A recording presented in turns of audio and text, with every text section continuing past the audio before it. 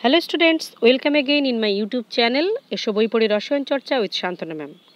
এই ভিডিওতে আমরা ফসফরাসের বিভিন্ন অক্সো অ্যাসিডে ফসফরাসের জারণ সংখ্যা এবং সেখানে কতগুলি করে প্রতিস্থাপনযোগ্য হাইড্রোজেন পরমাণু আছে সেটা জেনে নেব।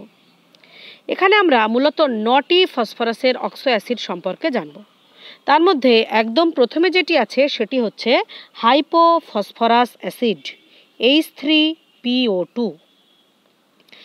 এই সংকেতটা দেখে মনে হতে পারে এখানে 3টি প্রতিস্থাপনযোগ্য হাইড্রোজেন পরমাণু আছে, কিন্তু সেটা আদতেও সত্যি নয়।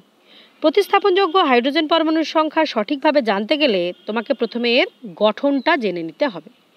এক্ষেত্রে কেন্দ্রীয় পরমাণুতে থাকবে একটি ফসফরাস। ফসফরাসের মোট 5 যোজ্যতা পূরণ হবে।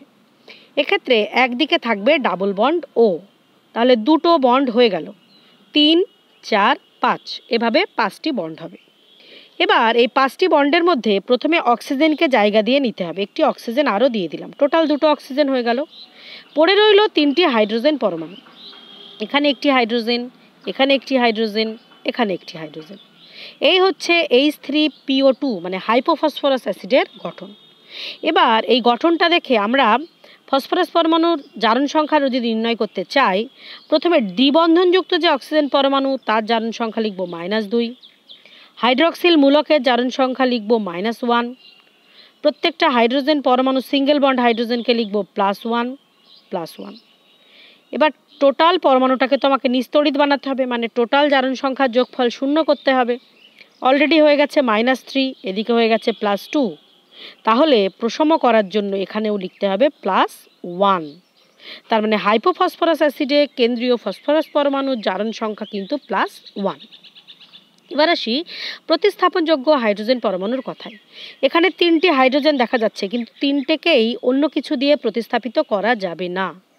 মনে রাখবে, কেন্দ্রীয় পরমাণুর সাথে সরাসরি যে হাইড্রোজেনগুলো যুক্ত থাকবে সেগুলো অন্য কিছু দ্বারা কখনোই প্রতিস্থাপিত হবে না। কিন্তু এই যে হাইড্রোজেন পরমাণু যেটা কেন্দ্রীয় পরমাণুর সাথে সরাসরি যুক্ত নেই, ইচ্ছে হলে এই হাইড্রোজেন পরমাণুটাকে প্রতিস্থাপিত করা যাবে অন্য কোনো পরমাণুর সাহায্যে। সোডিয়াম পরমাণু দিয়ে প্রতিস্থাপিত করলে এখানে সোডিয়াম এসে বসবে, হাইড্রোজেনটা বেরিয়ে যাবে। তার মানে হাইপোফসফরাস অ্যাসিডে প্রতিস্থাপনযোগ্য হাইড্রোজেন পরমাণুর সংখ্যা কিন্তু একটা। এরকম অ্যাসিডদের আমরা বলি এক ক্ষারকীয় অ্যাসিড। যেখানে প্রতিস্থাপনযোগ্য হাইড্রোজেন পরমাণুর সংখ্যা 1, তাদের বলা হয় এক ক্ষারকীয় অ্যাসিড। তাহলে হাইপোফসফরাস অ্যাসিড একটি এক ক্ষারকীয় অ্যাসিড। দ্বিতীয় যেটা জানবো সেটা হচ্ছে অর্থোফসফরাস অ্যাসিড H3PO3। অর্থোফসফরাস অ্যাসিড, এখানেও H3, এখানেও H3, বাট এখানে প্রতিস্থাপনযোগ্য হাইড্রোজেন পরমাণুর সংখ্যা একটা ছিল, এখানে দেখা যাক কটা হয়। এর গঠনটা কেন্দ্রীয় ফসফরাস লিখলাম, ডাবল বন্ড ও, আরও 3টি বন্ধন হবে, 3টি অক্সিজেন, তাহলে 1, 2, 3টে। এবার 3টি হাইড্রোজেন, 1, 2, 3টে। এখানে তো হাইড্রোজেন বসানোর প্রয়োজন নেই, দেখো এই হবে এটার গঠন। তাহলে এক্ষেত্রে যদি জারণ সংখ্যা হিসেব করি, এটার -2, এটার -1, এটার -1, এটার +1, তাহলে টোটালি নেগেটিভ চার্জ হয়েছে -4, পজিটিভ চার্জ হয়েছে +1। প্রসম করার জন্য এটাকে হতে হবে +3। তাহলে অর্থোফসফরাস অ্যাসিডে কেন্দ্রীয় ফসফরাস পরমাণুর জারণ সংখ্যা কিন্তু +3। এবার আসি প্রতিস্থাপনযোগ্য হাইড্রোজেন পরমাণু। এই দুটি হাইড্রোজেন পরমাণু কেন্দ্রীয় ফসফরাসের সাথে সরাসরি যুক্ত নেই, প্রয়োজনে এই দুটি হাইড্রোজেনকে প্রতিস্থাপিত করা যায়। তার মানে এটার প্রতিস্থাপনযোগ্য হাইড্রোজেন পরমাণুর সংখ্যা 2। তার মানে এটা দ্বিক্ষারকীয় অ্যাসিড। প্রথমটা ছিল এক ক্ষারকীয় অ্যাসিড, পরেরটা কিন্তু দ্বিক্ষারকীয় অ্যাসিড। যদিও দুটিতেই 3টি করে হাইড্রোজেন পরমাণু, বাট এটাই একটা প্রতিস্থাপনযোগ্য, এটাই 2টি প্রতিস্থাপনযোগ্য। এবং পুরো ব্যাপারটাই ছবি আঁকলে তবে ক্লিয়ার হবে। এবার আসি 3 নম্বরেরটাই, পাইরোফসফরাস অ্যাসিড। পাইরোফসফরাস অ্যাসিডের সংকেত H4P2O5। H4P2O5। এক্ষেত্রে গঠনটা একটু অন্যরকম। এখানে প্রথমে একটা POP বন্ধন হবে, পপ। তারপর এই ওর এপাশেও যেরকম হবে এই পাশেও ঠিক সেরকম হবে। আর প্রত্যেকটা ফসফরাসের 5টা করে বন্ধন আছে কিনা খেয়াল রাখতে হবে। তাহলে এর একটা বন্ধন হয়েছে 2, 3, 4, 5টা। এর একটা হয়েছে 2, 3, 4, 5টা। এবার দেখো টোটাল এখানে একটা অক্সিজেন তো দিতেই হবে। টোটাল অক্সিজেন আছে 5টা, হয়ে গেছে 1, 2, 3। এখানে দিলাম 4, এখানে দিলাম 5, টোটাল 5টা অক্সিজেন কমপ্লিট। এবার হাইড্রোজেন হতে হবে 4টে, 1টা 2টো 3টে 4টে। এই হচ্ছে পাইরোফসফরাস অ্যাসিডের গঠন। এখানে যদি আমরা জারণ সংখ্যা হিসেব করি তাহলে দুদিকেই কিন্তু একই রকম হিসেব হবে। দ্বিবন্ধনযুক্ত অক্সিজেন পরমাণুর জারণ সংখ্যা -2 করে হবে, হাইড্রক্সিল মূলকদের জারণ সংখ্যা -1 করে হবে, হাইড্রোজেনদের জারণ সংখ্যা +1 করে হবে। এই যে অক্সিজেনটা সেটা হবে -2। হিসেব মতো এই অক্সিজেনটা এরও সম্পত্তি, এরও সম্পত্তি। তাহলে এই ফসফরাসের যদি হিসেব করি -2 -1 -3 হলো, এখান থেকে অর্ধেক নিয়ে নিক -4, তাতে +1 এসে গেছে। তাহলে প্রসম করতে গেলে চাই আমার +3, তাই তো? -2 -1 -1 এখান থেকে অর্ধেক নিলাম, -4 হতো, +1 হয়ে গেছে, আরও +3 হলো, তবে এ পার্টটা প্রসম হয়।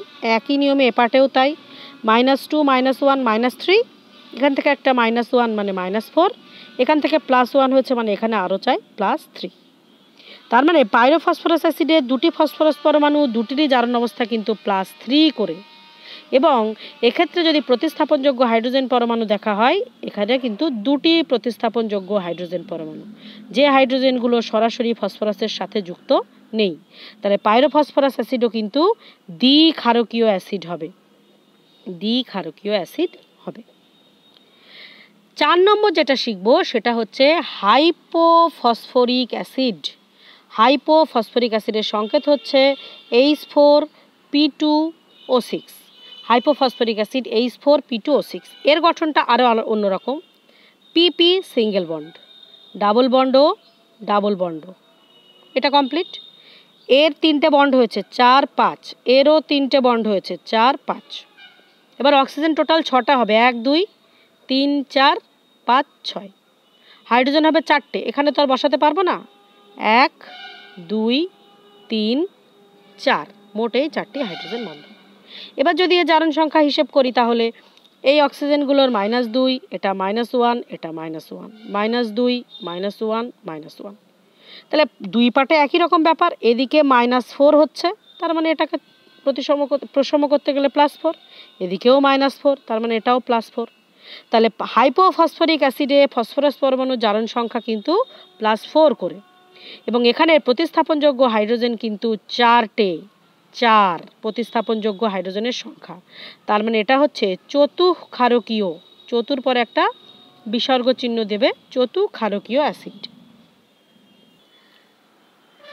5 নম্বরে যে অ্যাসিডটির কথা জানবো সেটি হচ্ছে অর্থোফসফরিক অ্যাসিড, H3PO4, অর্থোফসফরিক অ্যাসিড।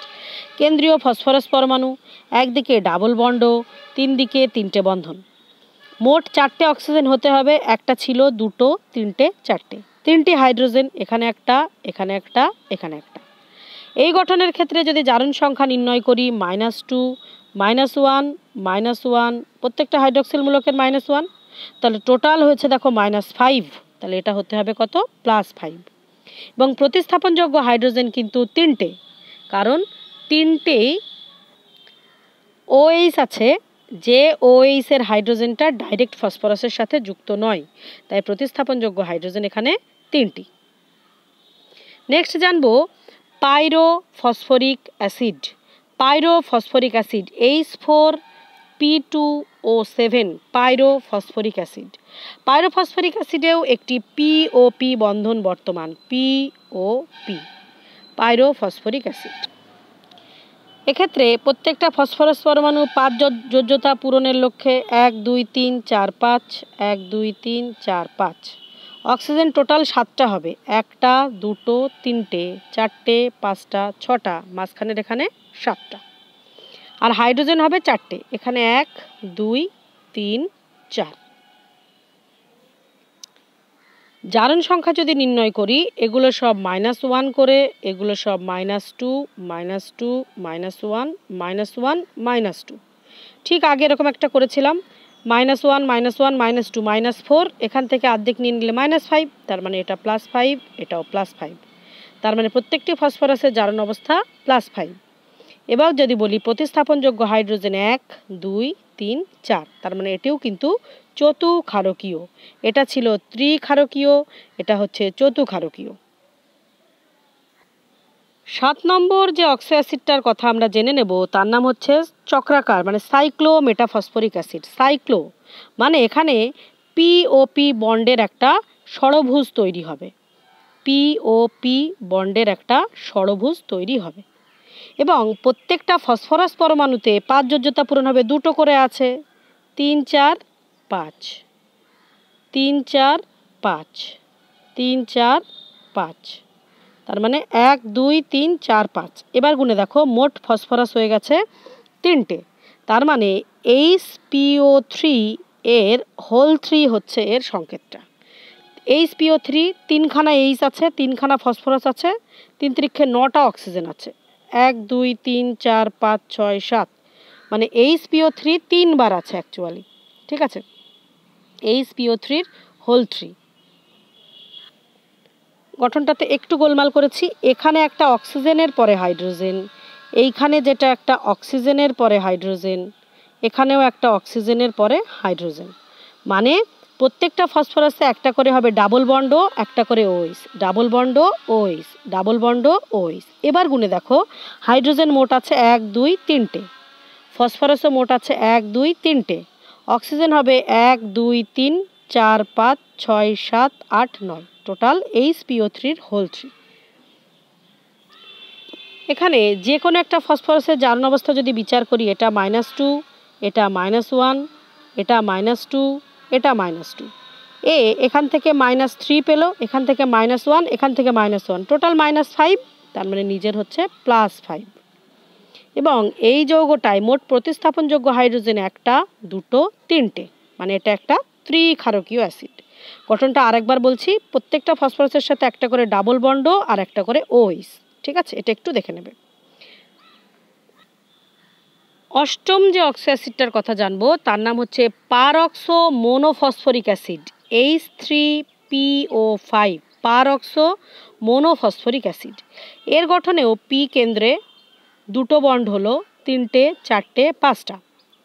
এবার এখানে একটা অক্সিজেন দিলাম, হাইড্রোজেন দিলাম, অক্সিজেন দিলাম, হাইড্রোজেন দিলাম, দেখো মোটে 3টে অক্সিজেন লেখা হয়েছে, তাহলে এখনও 2টো অক্সিজেন বাকি এবং পারঅক্সো বন্ধনটাও আমাকে দেখাতে হবে, তাই এখানে একটা OO, এটা পারঅক্সো বন্ধন বলি তো, পাশে একটা হাইড্রোজেন।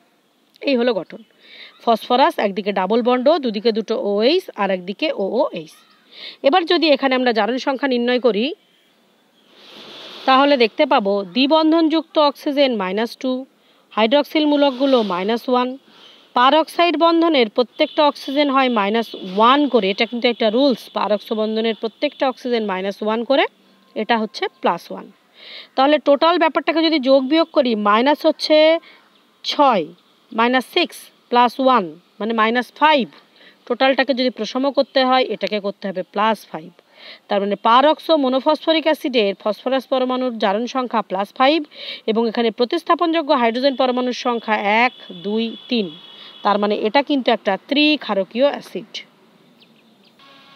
লাস্ট যে অক্সাইডটার কথা আমরা জানবো সেটা হচ্ছে পারঅক্সো ডাইফসফরিক অ্যাসিড, H4P2O8। প্রথমেই বলে দিয়েছে পারঅক্সো মানে একটা পারঅক্সাইড বন্ধন থাকবে OO, এর সাথে 2টো থাকবে ফসফরাস পরমাণু, তাহলে পারঅক্সো বন্ধনটা হয়ে গেল, 2টো ফসফরাস হয়ে গেল, এদিকে একটা ডাবল বন্ড, এখানেও একটা, দুদিকেই সেম সেম। এর 3টে যোজ্যতা হয়েছে, 4 5 বাকি, এরও 3টি হয়েছে, 1 2 3 4 5 বাকি। এবার দেখো টোটালি যা আছে 4টে হাইড্রোজেন আছে আর 4টে অক্সিজেন লেখা হয়ে গিয়ে এখনও 4টে অক্সিজেন আছে, তাহলে 1 2 3 4, 4টে অক্সিজেন লিখলাম এক্সট্রা আর 4টে হাইড্রোজেন লিখলাম, 1 2 3 4। এই হচ্ছে টোটাল পারঅক্সো ডাইফসফরিক অ্যাসিডের গঠনটা।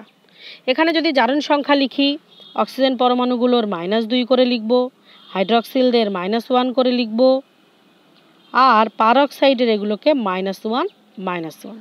এখানে কোনো সমস্যা নেই, এদিকটা একে ভেবে নাও, এদিকটা একে ভেবে নাও, তাহলে এটাই দেখো 2 3 4 5, টোটালি -5 আছে, তার মানে প্রসম হতে গেলে +5 হতে হবে। এখানেও একই গল্প, 2 3 4 5, -5 আছে, প্রসম হতে গেলে +5 হতে হবে।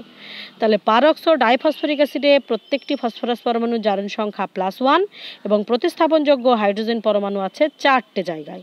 তাহলে এটাও একটা চতু ক্ষারকীয় অ্যাসিড। আশা করছি পারঅক্সো ডাইফসফরিক অ্যাসিডের গঠনটা তোমরা বুঝতে পেরেছো এবং টোটাল ফসফরাস অ্যাসিডে ফসফরাসের যে অক্সো অ্যাসিডগুলো পড়ালাম সেক্ষেত্রে প্রতিস্থাপনযোগ্য হাইড্রোজেন পরমাণুর সংখ্যা কিভাবে হিসেব করতে হয় সেটা তোমরা বুঝতে পেরেছো। Thanks for watching. কোথাও সমস্যা হলে কিন্তু আমাকে অবশ্যই কমেন্ট বক্সে জানাবে।